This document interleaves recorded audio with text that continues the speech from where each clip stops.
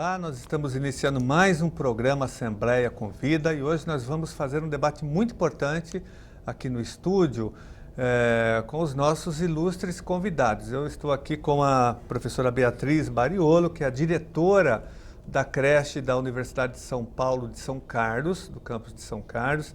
Também estou aqui com o Gabriel Vedovello, que é pai de aluno da creche de São Carlos da USP, e também com a professora Beatriz Bariolo, que é, Vivian Nascimento, com a Vivian Nascimento, que é professora da creche. A creche de São Carlos é uma creche que atende funcionários, alunos e setores da comunidade de São Carlos, da Universidade de São Carlos. Ela tem uma experiência muito bem sucedida, é um exemplo de atendimento na área de educação infantil, mas está passando por uma dificuldade muito grande por conta da proibição da reitoria do ingresso de novos alunos e por conta de toda essa política de desmonte da Universidade de São Paulo, que nós estamos debatendo aqui no Estado de São Paulo, na Assembleia Legislativa, na Comissão de Educação.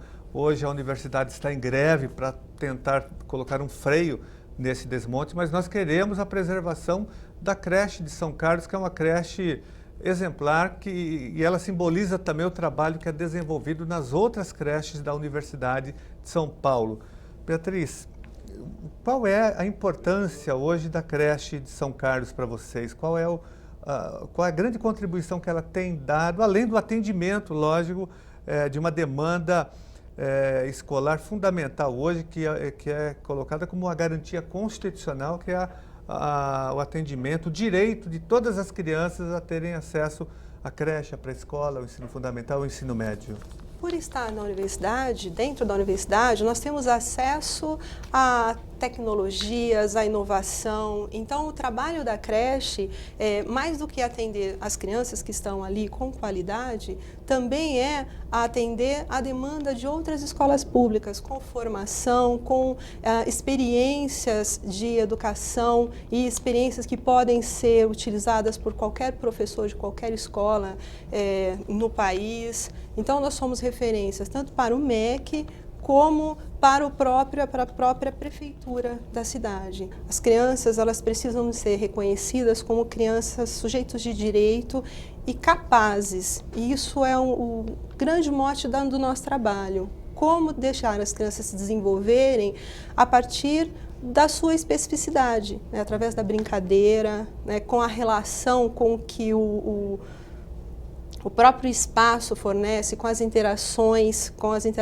com a tecnologia que a universidade desenvolve, com a comunidade, também com a questão cultural, e isso a creche proporciona múltiplas experiências. Quanto maiores as experiências e mais diversificadas, melhor o desenvolvimento dessa criança. Então, eu visitei, eu tive a oportunidade de conhecer o trabalho de vocês recentemente e fiquei muito impressionado com o espaço que existe ali, com laboratórios, com as oficinas que vocês desenvolvem. Realmente é um exemplo de educação infantil, de oferta de educação infantil com qualidade, com toda, né, essa interação que você colocou. Eu acho que um diferencial importante das creches da universidade é que, o caráter dessas creches não se baseia apenas no atendimento à demanda das crianças de 0 a 6 anos, que são da comunidade da USP, funcionários, professores e alunos, como o caráter dessas creches é um caráter de extensão, de pesquisa na área de educação infantil, a gente tem um cuidado muito especial não só com a formação dos professores e com a constante lembrança das concepções que nos norteiam, mas também com os espaços que a gente pensa, a forma como a gente organiza os espaços, a forma como a gente pensa mesmo a arquitetura, os espaços da creche voltado para as crianças. Então, eu imagino que na visita que o senhor nos fez, o senhor deva ter percebido como aquele espaço é um espaço pensado para a criança, pensado para que a criança possa atuar com autonomia, com independência, que ela tenha desenvoltura naquele espaço. Então, o mobiliário é pensado para a criança, a forma como a gente constrói um espaço aconchegante, em que a família também tem acesso, né? Em que esse espaço acolha não só a criança, mas também os adultos que trabalham na creche e as famílias que também estão ali dentro, né? Estão entrando e saindo. A gente acredita muito que o espaço ele tenha uma função educativa também, principalmente nessa fase em que as crianças estão, de 0 a 6 anos, nessa fase pré-escolar, né, de educação infantil e de creche. E a gente tem um investimento muito grande no espaço para que, de fato, ele possa ter essa relação, que a criança possa se relacionar com esse espaço e também os adultos que ali estão, as famílias e os professores. Eu acho que esse é um diferencial, e é um diferencial que, como a Bia falou, ele vem ser buscado pelas escolas públicas do nosso país como um espaço, um exemplo, né, um modelo de um espaço para a educação infantil. Um espaço que é possível, né, porque nós também, como todas as escolas em qualquer lugar do nosso país, nós também temos espaços que são adaptados à infância, né? Nós também temos isso,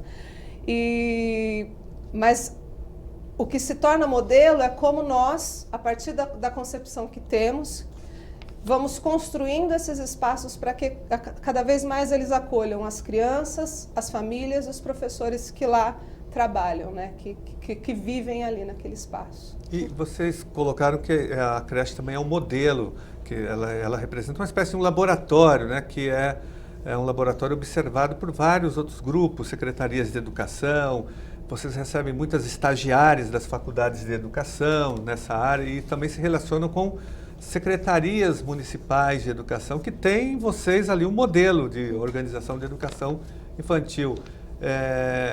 Como que se dá esse processo, esse contato com os estágios? Tem muita gente estagiando lá para conhecer a experiência de vocês? Sim.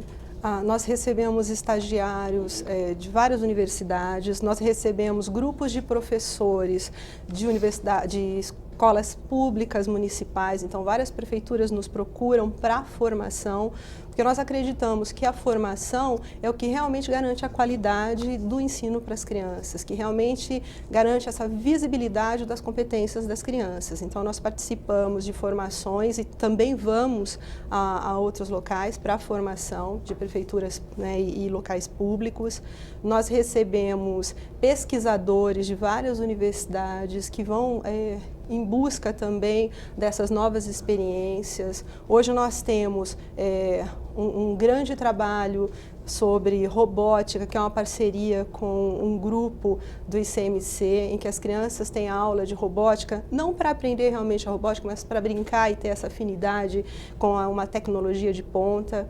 Nós temos várias atividades sobre brincadeira, sobre investigação na natureza, que acho que faz parte da atividade fim da universidade, né? Essa devolutiva para a sociedade, investir na criança, não porque ela será o futuro, mas porque ela é o presente, né? E ela está em desenvolvimento, então garantir a ela que essa curiosidade se torne um pensamento científico, garantir a ela que ela possa desenvolver sua criatividade, são fatores que são essenciais para nós, e isso a gente compartilha com as pessoas que nos procuram. Então são vários estágios, são estágios, não só estágios com professores, mas nós também recebemos estagiários e alunos da própria universidade para arquitetura e urbanismo, para falar sobre a arquitetura da creche, sobre a infraestrutura da creche, para dizer o que funciona, o que não funciona e o que está dentro do projeto político-pedagógico.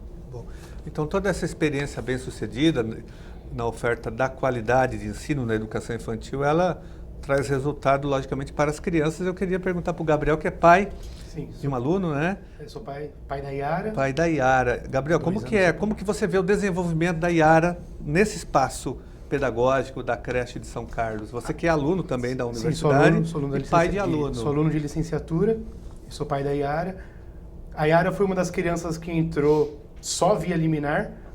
A gente participou do processo seletivo em 2014, fomos contemplados, tivemos o direito negado, foi uma grande briga judicial, tivemos que acionar a justiça externa, mas aí conseguiu entrar, não na idade prevista, ali em torno dos 6 meses, ela entrou um pouco mais tarde, mas o desenvolvimento dela dentro da creche, depois que veio para a creche, radicalmente foi bem modificado, sei lá, claro, se tornou uma criança, apesar da pouca idade, já é bem questionadora, formadora, de ter opinião bem definida, o caráter da investigação, ela sempre quer observar, ver as coisas.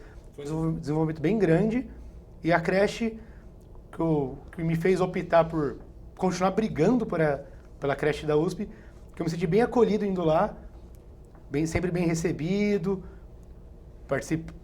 sempre me dava uma resposta, mesmo que a resposta seja ainda não sei de nada, que a USP nos enrolou por bastante tempo, mas sempre recebia, tive sempre bastante abertura, podia participar, vivenciar a creche mesmo.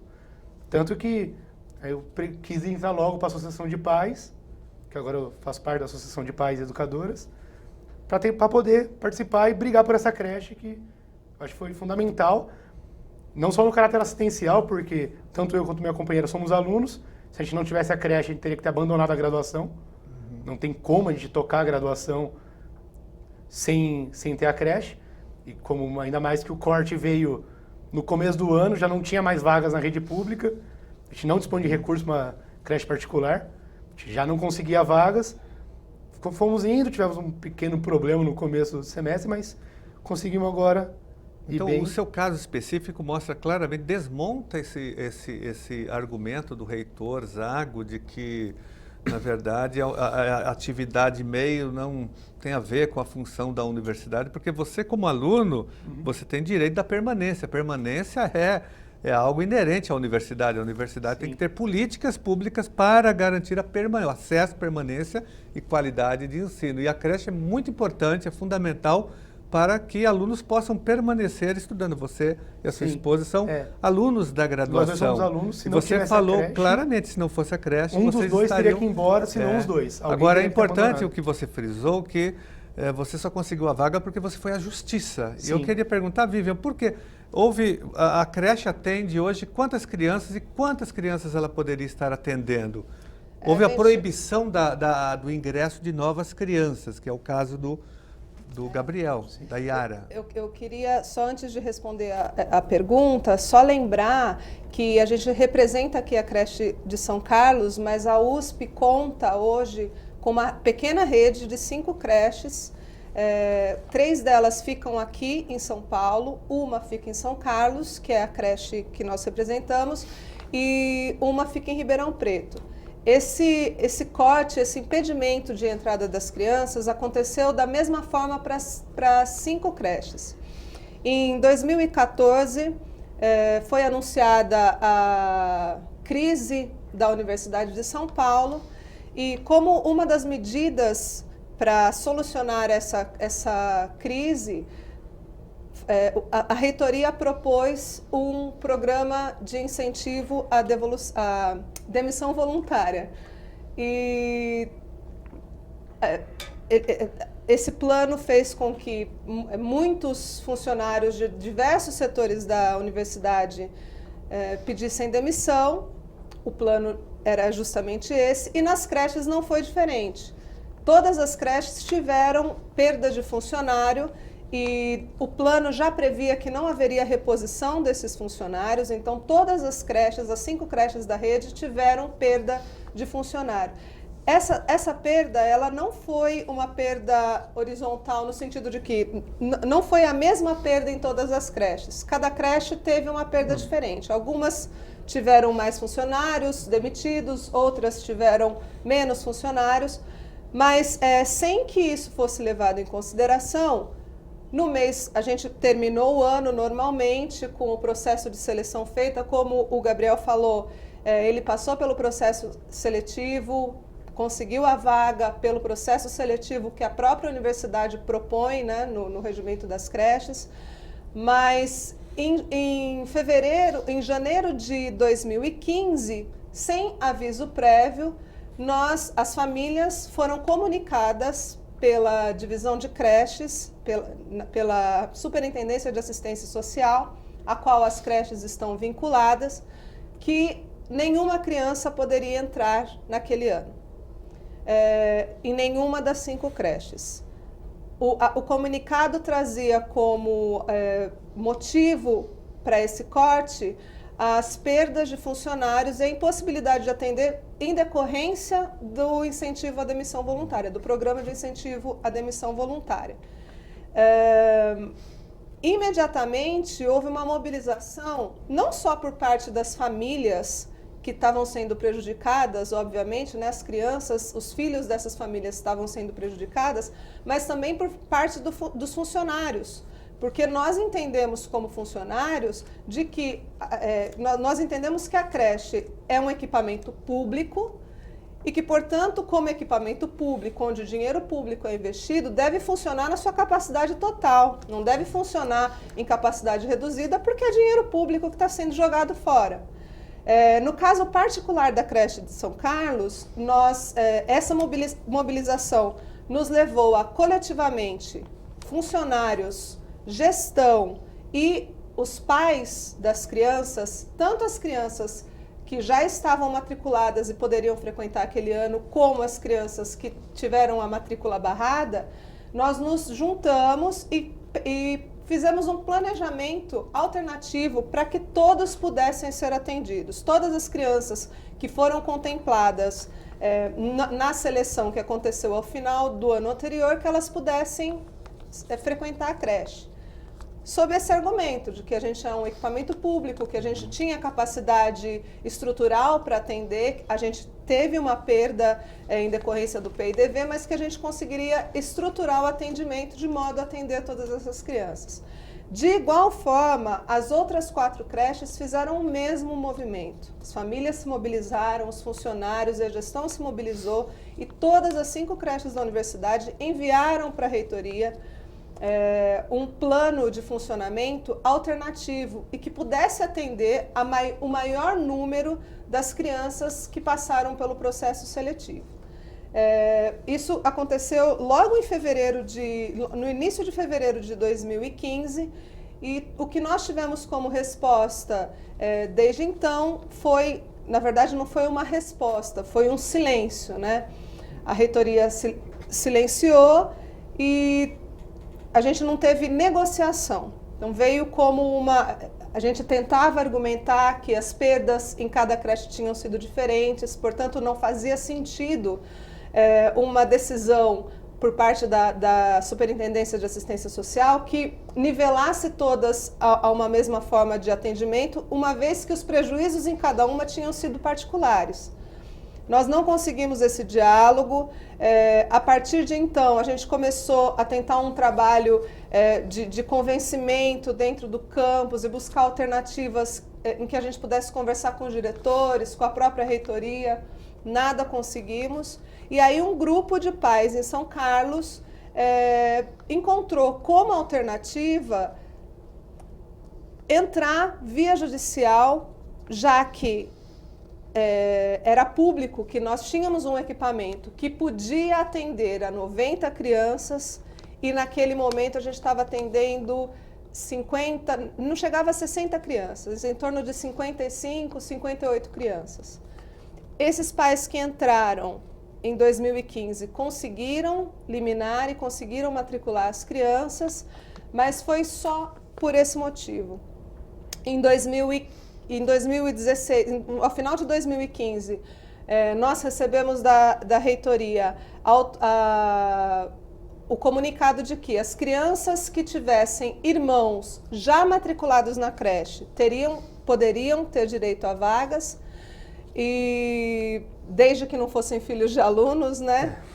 Mais uma vez houve uma movimentação de alguns pais que entraram também via judicial, alguns conseguiram, outros não, mas a situação que a gente tem hoje, em particular na creche de São Carlos, é um equipamento que poderia atender 90 crianças e que hoje atende 64 crianças, né? Um equipamento que está sendo subutilizado. Né? Beatriz, então é isso.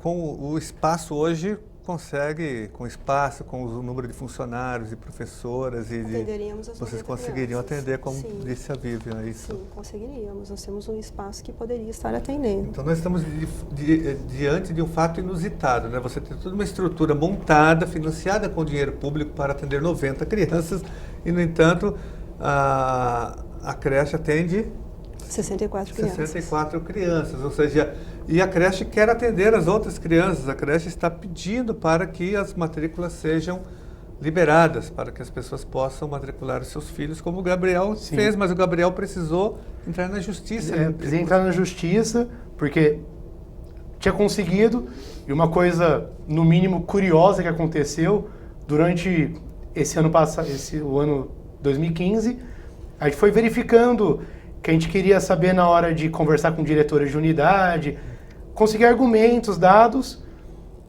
o direito de filhos de alunos de graduação na creche simplesmente sumiu do site, o texto foi modificado, simplesmente desapareceu, a gente não achou mais isso.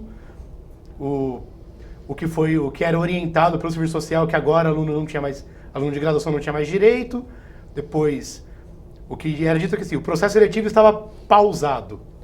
Estava suspenso para esse ano, 2015, para ingresso 2016. Só que o direito do aluno de graduação simplesmente desapareceu. Não foi dito, não é dado comunicado, a gente não recebe e-mail, ou quando a gente entra em contato, não tem resposta, simplesmente. Recebe, não, estou analisando o seu caso, estamos analisando.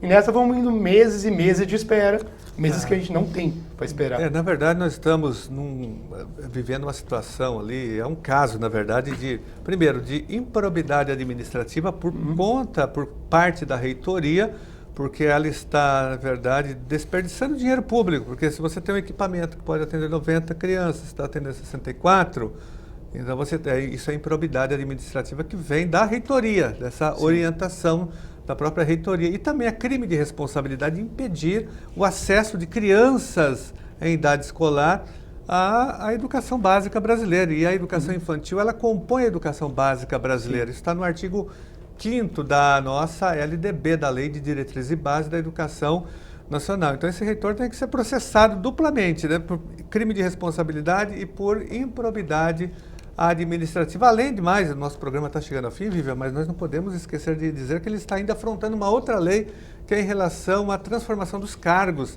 das professoras das 5 creches da Universidade de São Paulo, né, que foram contratadas como técnicas, mas, na verdade, nós aprovamos uma lei na Assembleia Legislativa, aqui há 2 anos, e que não foi respeitada ainda pelo reitor, que transformou o cargo de técnica de educação em professora, né, Vivian? Eu queria só aqui 1 minuto, porque o programa está se encerrando, que você falasse sobre essa luta, essa mobilização também, que é muito importante, o reconhecimento da carreira das professoras das 5 creches. Há mais de 15 anos a gente vem numa luta buscando o reconhecimento da universidade, e esse reconhecimento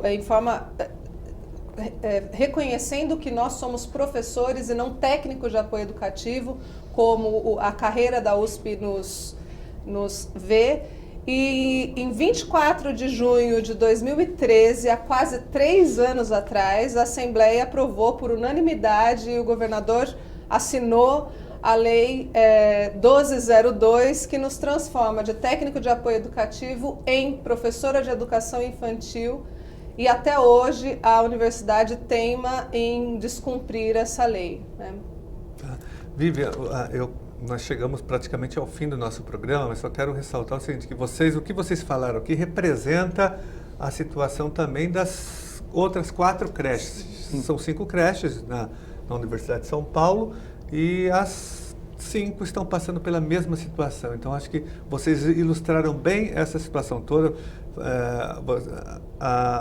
o não atendimento da demanda, que é uma orientação da reitoria, esse desmonte que está ocorrendo, que é um absurdo total, porque vocês podem atender mais crianças, vocês podem beneficiar funcionários, sobretudo estudantes, para garantir a permanência. Não é só uma atividade meio, essa é uma atividade fim também, muito importante, porque a creche da USP é um exemplo, é um modelo, é um grande laboratório de oferta de qualidade de ensino. Eu quero só parabenizar vocês pelo trabalho que vocês têm desenvolvido, oferecendo essa qualidade. Eu conheci as outras creches e conheci a de vocês também. Fiquei muito impressionado. Eu trabalho com educação em São Paulo, sou diretor de escola aqui da rede municipal, conheço bem a educação infantil e vi que vocês estão muito à frente, né, nessa oferta de educação infantil. Parabéns, nós vamos continuar lutando aqui para que as vagas sejam abertas, para que as crianças possam ingressar, porque é um direito delas e vocês estão preparadas para recepcioná-las. Parabéns e muito obrigado.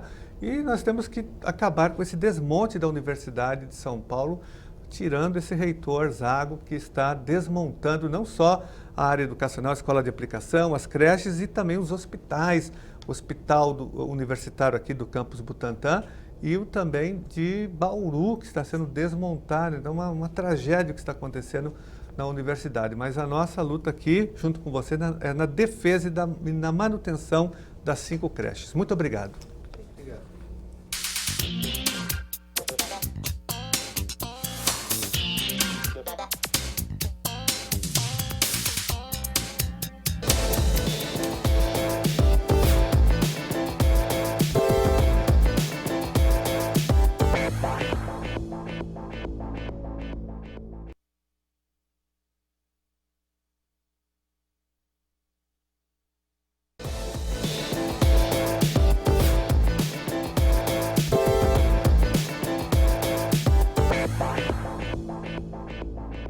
Olá, nós estamos iniciando mais um programa Assembleia Convida e hoje vamos debater aqui, conhecer, na verdade, a importância da Escola de Aplicação da USP, a Escola de Aplicação da Faculdade de Educação da USP, que é uma escola que existe há mais de 50 anos na Universidade de São Paulo e sempre foi um centro de referência de oferta de qualidade de ensino, de experiências pedagógicas bem-sucedidas.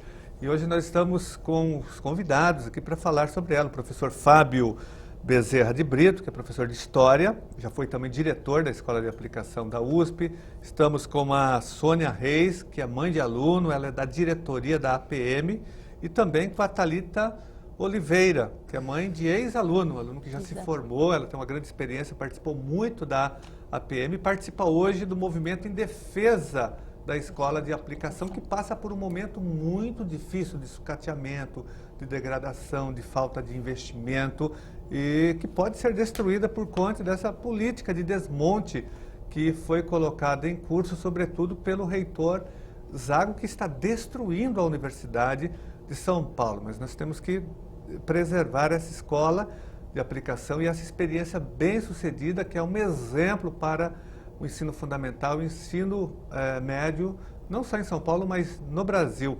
Fábio, qual é a importância para vocês hoje da Escola de Aplicação? Você conhece muito bem a escola, é professor de História e foi diretor da escola. O que a escola oferece? Como que ela funciona? A Escola de Aplicação, ela vem há muitos anos sendo assim uma tentativa, eu acho que muito bem sucedida, de construir uma educação pública de qualidade e uma educação pública de qualidade para alunos de diferentes grupos sociais, de diferentes perfis socioeconômicos. É interessante porque a Escola de Aplicação ela é formada por alunos de 3 segmentos, né, de 3 faixas. Nós temos 1/3 dos alunos que são filhos de professores e funcionários da Faculdade de Educação, 1/3 dos alunos que são filhos de professores e funcionários da USP e 1/3 dos alunos que são filhos de pessoas da comunidade externa da USP. Essa composição, ela garante essa diversidade sociocultural que eu destaquei. E é importante dizer que os alunos entram na Escola de Aplicação por meio de um sorteio. Então, é uma escola que não faz seleção do seu alunado. Então, como escola pública, ela é muito única. Porque se a gente pegar outra experiência de muita qualidade na rede pública, de experiência diferenciada, que é a escola técnica, a escola técnica trabalha com um alunado selecionado por meio de uma prova. Então, a gente trabalha com alunos com essa diversidade.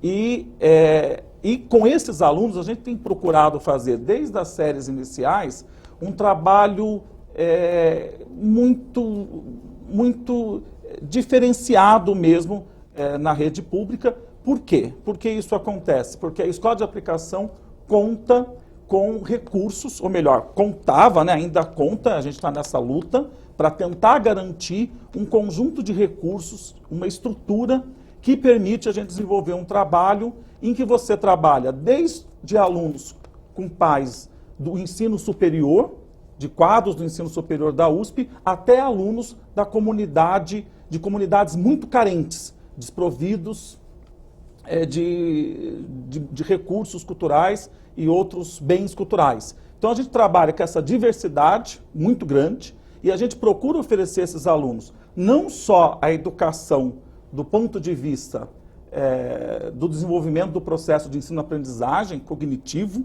né, e com qualidade, quanto a gente procura oferecer a esses alunos também uma experiência que vai para além do espaço da sala de aula. Então a escola de aplicação tem entre suas marcas a realização de muitas atividades desta classe, que vão desde estudos do meio, saídas de estudo, participação em diferentes tipos de Olimpíadas, em diferentes tipos de atividades propiciadas por parcerias com outros institutos dentro da USP. Então a escola de aplicação, do ponto de vista formativo, ela abrange aí um conjunto de experiências que marcam de forma significativa a vida dos nossos alunos. Então, quando a gente conversa com ex-alunos da escola de aplicação, eles vão lembrar para a gente não só da qualidade das aulas e das atividades propiciadas no espaço escolar, quanto desse conjunto de experiências que também somam e que também marcam de forma significativa a aprendizagem deles. Ora, isso tudo só é possível porque a escola de aplicação ela oferece condições também muito únicas para o trabalho dos seus professores. A gente costuma dizer que se a gente pegar a pauta da APUESP ou a pauta do Simpro, a gente vai encontrar lá na escola de aplicação muitas das reivindicações dos nossos colegas professores. A gente tem condições de trabalhar em grande parte numa única escola, tem condições de aperfeiçoamento profissional, que são também de grande importância. Então, o professor da escola de aplicação, ele é um professor que, além dele ser bem formado e dele ter uma condição salarial muito interessante, ou muito, diria, justa, perto né, que deveria ser para todos os professores, afinal, é uma função que a gente sabe, né, de grande importância social e que demanda aí um grande esforço, né, dos professores. O professor da escola de aplicação, ele tem essa condição de aperfeiçoamento profissional. Então, é um professor que faz cursos de pós-graduação, que faz cursos de extensão, que participa de grupos de pesquisa. Então, você tem esses professores nessa condição muito propícia a essa formação. Você tem, você tinha, né? Agora a nossa luta é saber o que você tem, o que você tinha, porque a gente está lutando por isso. Então, você também tem recursos que têm garantido que a gente trabalhe com esses alunos. Por exemplo, e esse é um item muito ameaçado nos últimos anos, como a gente trabalha com esse alunado com diversidade sociocultural, nós temos alunos da escola de aplicação que eles são o que a gente chama de alunos bolsistas. São alunos que recebem, após uma avaliação socioeconômica, eles recebem bolsas que possibilitam a esses alunos a participação plena nas atividades escolares. Então, por exemplo, eu citei os estudos do meio. A escola realiza um trabalho muito sério de viagens de pesquisa para trabalho de campo em diferentes localidades. É um trabalho interdisciplinar, totalmente organizado pelos professores e que gera resultados muito significativos em termos de aprendizagem. Ora, essas viagens têm um custo. Então, a gente conta aí com recursos da reitoria, da educação, para viabilizar esses projetos. Os alunos, alguns alunos pagam uma parte das despesas, mas esse aluno de uma comunidade mais carente, ele não tem condições de fazer esse pagamento. Então, é um aluno que recebe uma bolsa para esse tipo de atividade. Como há também bolsa de alimentação, né? A escola de aplicação não tem merenda, essa também é uma pauta aí muito forte, que surgiu há alguns anos, ela não tem merenda, Então também precisa desse auxílio para esses alunos. Há bolsas para materiais escolares, e o que a gente percebe é que essas bolsas, elas vêm sendo reduzidas de forma sistemática nos últimos anos, também dentro dessa política de corte de verbas. Então você pega esse alunado, com essa diversidade que eu destaquei, e você tem condições de trabalhar com esse alunado de uma forma que dê a ele essa educação pública de qualidade que a gente tanto busca. Então nós temos alunos que, por conta desse trabalho todo que a gente faz, que já ganharam medalhas na Olimpíada de Matemática, já ganharam os concursos de francofonia. Esse é um dos diferenciais da escola de aplicação. Nós temos, além do ensino do inglês, o ensino do francês, não é isso? Está na tradição, faz parte da história da USP, esse ensino em francês. Nós temos os alunos, então, que já ganharam Olimpíadas de História, tem destaque em vestibulares das grandes universidades. Então, além desse, essa é uma parte importante, eu acho, de destacar. Agora, é importante destacar também que os nossos alunos, e eles reconhecem muito isso, eles também têm essa formação cidadã, essa formação crítica, que para a gente também é muito importante. Então, a gente fez um trabalho de muitos anos com uma parceria, por exemplo, com o MST, que foi muito importante na época que a questão agrária no Brasil estava ali pegando fogo, né? Estava no centro das polêmicas. Hoje, nos últimos anos, um trabalho muito forte com a questão da negritude, né? Então, nesse contexto da legislação, da lei da história e da cultura africana, teve há um trabalho já há quase 10 anos muito forte. Hoje, a questão do gênero é uma questão do gênero, do feminismo, que está muito forte na escola de aplicação. Então, a escola de aplicação, além da questão do desempenho acadêmico, também valoriza muito essa questão da formação por uma cidadania ativa, uma participação na sociedade. Só antes de passar a palavra para Sônia, você estava falando da questão da questão salarial dos professores, dos servidores. Eu só queria destacar também que a jornada de trabalho é interessante. Os professores normalmente têm 40 horas semanais, mas metade dela é para o trabalho desenvolvido fora da sala de aula, que é aquele trabalho de preparação das aulas, das avaliações, das leituras. Isso é uma reivindicação antiga de todos os professores do Brasil, sobretudo aqui no estado de São Paulo, onde essa jornada não é respeitada para a rede estadual. Então, vocês já conquistaram essa reivindicação já há muito tempo, que faz parte do projeto de vocês. Então, Sônia, eu quero fazer a mesma pergunta para a Sônia e para a Thalita. Qual é o resultado de tudo isso que o professor Fábio disse na aprendizagem, no desenvolvimento dos filhos de vocês? Como que aparece isso lá na ponta aqui? Ó? O resultado é a aprendizagem, o desenvolvimento dos alunos. Eu diria que o lado positivo de estar na aplicação, né, eu falo pelo 9º ano, que é a série escolar do meu filho, André. O lado positivo de estar na escola de aplicação é você ter um acesso a essa interdisciplinariedade, né? Você tem convívio com diferentes setores, né, da sociedade, você tem convívio com o meio uspiano, né, é um diferencial. Você tem um professor, um grupo de professores com uma formação equivalente que se efetiva em sala de aula, e isso transfere para o aluno um desejo pelo conhecimento, um desejo por participar de Olimpíadas, em projetos, né? O professor Fábio bem disse, a escola de aplicação, ela tem, para além das disciplinas básicas, ela tem projetos na área da sexualidade, das questões raciais, né? De gênero, ela tem participação, para além dos muros das unidades USP, ela participa, né, com os seus estudos de meio. Então, participar de um estudo de meio, estando na escola de aplicação, para além da sala de aula, é participar da vida, né, social, é participar do que acontece, né, desse caldeirão que é São Paulo, e quando o alunado vai para um outro estado, é participar de uma realidade que avança aí para além dos anos, né? Então você vai para Ouro Preto, no estudo de meio, que é um estudo que está comprometido hoje com esse desmonte colocado pelo nosso magnífico reitor. O estudo de meio do segundo ano do ensino médio é capaz de sucumbir.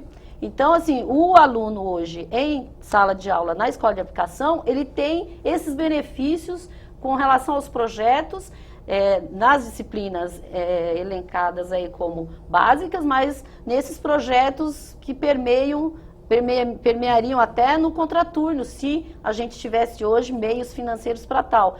Mas o alunado, né, ele está hoje muito atento e muito preocupado com o que hoje é oferecido, porque nós já vimos aí, eu falo em 9 anos de estada na escola de aplicação, mas a escola de aplicação ela já vem de anos denunciando uma carência, né, de professores em sala de aula, desde o Fundamental 1, que são 3, professores no Fundamental 2, ensino médio, para diferentes áreas, matemática, geografia, ciências, com o PIDV, com aposentadoria, com demissões voluntárias, enfim. Você vem sentindo, a longo prazo, esse alunado, ele vem sentindo esse desfalque. Então, o que ele sente em sala de aula? O prejuízo no conteúdo dado. Esse professor que antes tinha horas para planejar a sua aula, pesquisar, ir para a biblioteca, ir para outras unidades USP, dialogar com outros professores, outra rede, né, que pudesse aumentar a sua explanação em sala de aula, hoje ele não faz isso. O professor sequer dá conta de dar a sua aula.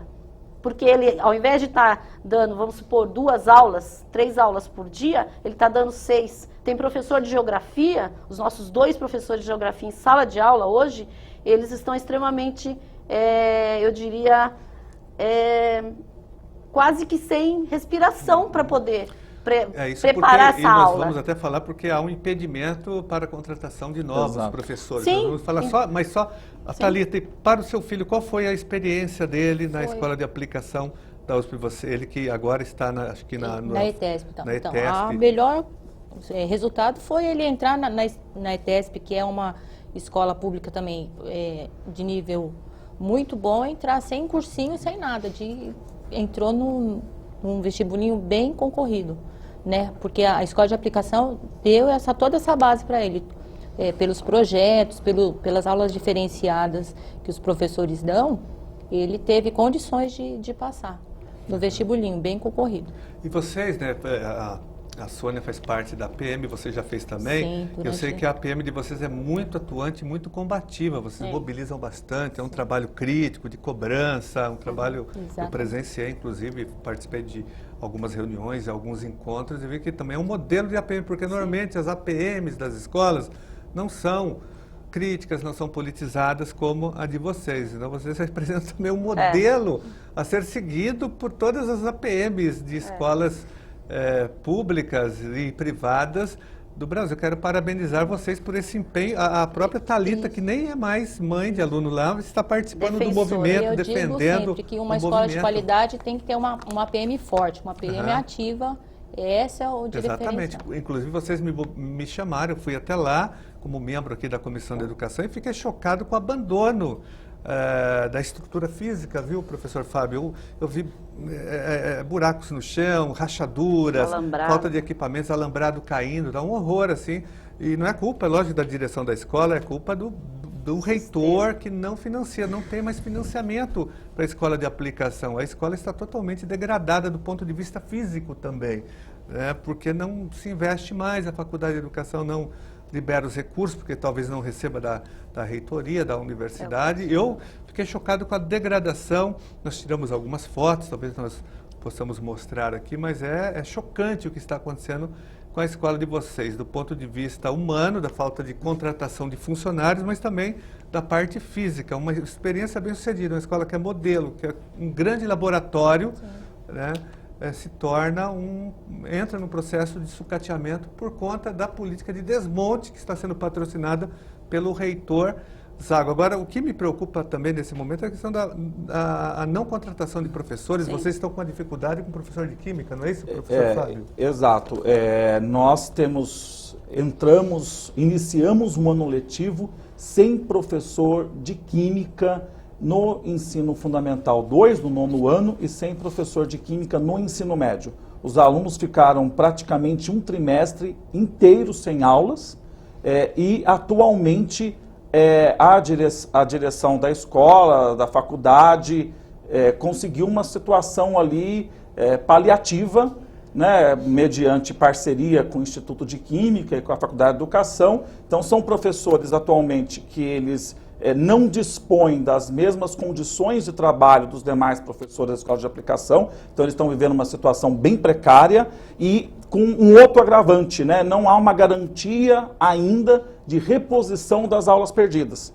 Então não só os professores atuais que estão lá, né, e eu reconheço a importância de que eles estejam lá dando essas aulas, mas eles não têm as condições de trabalho pelas quais a gente tanto luta e considera tão importantes para uma aula de qualidade, para um trabalho de qualidade, como também não há uma garantia na jornada deles, o tempo que eles expõem na escola de aplicação, para a reposição das aulas perdidas, o que também é muito sério. Agora, eu gostaria de destacar, porque acho que a gente enfatizou, até por ser professor, a importância da escola de aplicação para os alunos, mas tem que lembrar que a escola de aplicação da USP, ela também é de grande importância na formação de professores.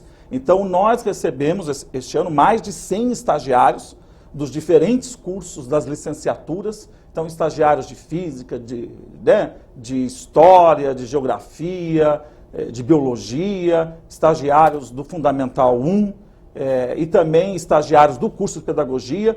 Então, esses estagiários podem vivenciar na escola de aplicação todas essas experiências, esses projetos sobre os quais eu falei. E, além disso, a escola de aplicação, ela também é um centro de pesquisa na educação básica, porque a gente recebe também pesquisadores de diferentes unidades da USP que fazem lá pesquisas em nível de mestrado, doutorado e pós-doutorado das diferentes unidades da USP também. Então, a escola de aplicação dentro da USP, ela é ensino, mas ela também é pesquisa e ela também é extensão, né? O tripé aí que constitui a Universidade de São Paulo, porque ela também oferece aí uma série de atividades que envolvem toda a comunidade escolar. Então, acho que é importante destacar essa importância da USP. E eu destacaria ainda que nos últimos anos a escola de aplicação tem também investido muita energia, muito conhecimento no atendimento aos alunos em situação de inclusão.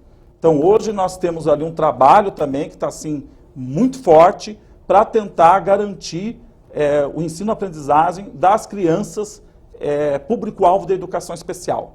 E esse trabalho também está sendo colocado em risco por conta da não contratação de professores da atual reitoria. Porque o profissional que articulava o trabalho da educação especial dentro da escola de aplicação, ele também não foi reposto. Ele também é um dos profissionais que precisa ser contratado e que não foi contratado e que tinha esse papel importante de articular o trabalho a ser desenvolvido com as crianças, com público-alvo aí da educação especial e também ajudar aí no trabalho com outras crianças com dificuldades de aprendizagem. Isso que você falou, Fábio, é muito importante porque a reitoria tem dito que a universidade não pode se preocupar com atividade meio, que a escola de aplicação é atividade meio, que o hospital é atividade meio, que a creche é atividade meio, mas na verdade, o que o professor Fábio falou é importante. A escola é também atividade meio, mas é muito mais. Ela tem a ver com pesquisa, com extensão, com ensino, porque ela está dentro da Faculdade de Educação da Universidade de São Paulo. Ela recebe os alunos das várias licenciaturas. Ali tem a ver, então, com ensino, com extensão. É muito mais do que atividade meio e atende uma demanda escolar importante, que é a obrigação também do próprio Estado. Não importa, mesmo sendo a universidade... Ela é financiada com dinheiro público, isso é importante, né? Mas nós já estamos chegando ao final do nosso programa, Sônia e Thalita. Eu gostaria só de perguntar a vocês quais são as ações que vocês estão tendo com a comunidade escolar na defesa. Vocês estão com muitos movimentos, fizeram uma audiência pública aqui na LESP, estão participando da movimentação da greve da universidade. Quais atividades que vocês estão tendo na defesa da escola de aplicação da USP? Foram ao Ministério Público? Eu queria que vocês falassem rapidamente em um minuto dessas ações. Um minuto não daria conta para falar, mas eu vou centrar a fala na denúncia que nós fizemos, 56/2016, junto ao GEDUC, que é um setor específico na área de educação, do Ministério Público. Doutora Micaela Carli Gomes é responsável pelo processo, já denunciou a universidade na figura do seu magnífico reitor e a nossa diretoria da Escola de Aplicação para dar explicações sobre essa lacuna, né, de tantos professores. A falta do professor de educação especial, a falta do professor de química, 44 dias sem reposição, comprometendo a formação do 9º ano, série formanda, do 3º do médio, o ingresso deles na universidade pública, a participação deles no Enem. Isso é o mais grave, é o que está mais sangrando dentro da Escola de Aplicação. Para além disso, a gente tem professor de ciências, professor de matemática, professor de inglês. Nós estamos numa situação precária, né, com relação às aulas de inglês, e os 2 professores precários que são deslocados, né, no enquadramento funcional, são técnicos de laboratório nível superior, na área de química, dando aula para o 9º, 1º, 2º, 3º, mas que não puderam e não reporão essas aulas. Inclusive, nós faremos agora a apresentação de um documento junto à diretoria Centro-Oeste, onde dá conta e exigimos que se cumpra o ECA, que se cumpra o regulamento escolar da Escola de Aplicação, que tem tanta explanação diferenciada de conteúdo, mas que hoje, diante de todo esse quadro de desmonte impetrado dentro da Universidade de São Paulo, os alunos, que é educação básica, fim e não meio, como diz os nossos superiores aí dentro da universidade, eles estão comprometidos, né, com essa falta de professores. E a Associação de Pais, ela vem se engajando desde um princípio, com movimentos, desde uma capinação na horta, que beira a 3 metros do córrego, desde lanches, desde pinturas para entrar cor dentro daqueles blocos, com rachaduras de mais de 3, 4 centímetros em cada... O elevador, que há poucos dias o teto caiu, é recente isso, e a gente pode mapear, temos um blog agora que também dá conta dessa agenda, que a associação vem junto com o professorado, o alunado, mobilizando aí, atos, aulas públicas. Amanhã teremos uma aula com o professor Chico de Oliveira, na próxima semana com a Marilena Chauí, para mobilizar esse alunado, né? A gente precisa se mexer, a gente precisa se envolver e dizer para o nosso magnífico reitor que a Escola de Aplicação é uma das escolas dentro do Estado de São Paulo que precisa ser cuidada, né? Aliás, é uma das escolas mais bem avaliadas nas avaliações institucionais. Olha, nós chegamos ao fim, eu quero primeiramente parabenizar vocês pela escola, por essa oferta de qualidade, pelo trabalho que vocês têm feito, e parabenizar também pela defesa da escola, pela mobilização da Thalita, que é a ex-mãe, que representa pessoas também que já estudaram, mas estão defendendo a escola, a Sônia, que é mãe, que é da PM, o professor Fábio, que representa aqui os professores, os profissionais da educação, e dizer que isso não pode ter continuidade. Nós temos que deter essa política de desmonte, de destruição, que o reitor Zago colocou em curso na sua gestão. Ele foi eleito para administrar a universidade, mas ele está destruindo a escola de aplicação, está destruindo as creches, está destruindo os 2 hospitais que nós temos na universidade, está terceirizando todos os serviços, acabando com a permanência, com os restaurantes, mexendo na carreira dos professores. É um desmonte generalizado da universidade. Por isso que nós queremos fora Zago. Ele tem que sair, ele não pode mais permanecer, porque ele está destruindo um patrimônio público, construído com dinheiro público, e que é uma construção histórica aqui do Estado de São Paulo. E vamos fazer a defesa da Escola de Aplicação da USP, que é um exemplo de educação para todo o Brasil. Muito obrigado e parabéns pelo trabalho de vocês. Obrigado. E fora Zago. Obrigada. Fora Zago. Sobre o Tita, não é? Pode dizer alguma vontade?